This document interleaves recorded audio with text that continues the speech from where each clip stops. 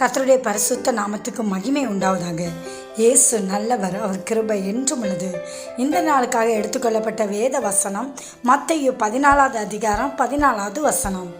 இயேசு வந்து திரளான ஜனங்களை கண்டு அவர்கள் மேல் மனதுருகி அவர்களை வியாதியஸ்தவர்களாய் இருந்தவர்களை சொஸ்தமாக்கினார்.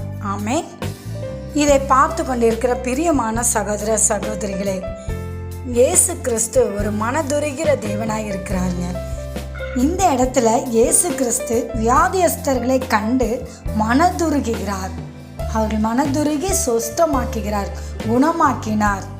உங்கள் வாழ்க்கையிலும் என்னென்ன பிரச்சனை இருக்குதுன்னு இயேசு கிறிஸ்துக்கு தெரியும். அவர் மனதுருகிற தேவன். அவர் பிரச்சனையான சூழ்நிலையில் கூட மனதுருகி உங்களுக்காக இறங்கி வந்து அதிலிருந்து உங்களை விடுதலையாக்குவார். ஆகவே உங்களுடைய பிரச்சனைகளை இயேசுவிடம் செல்லுங்கள்.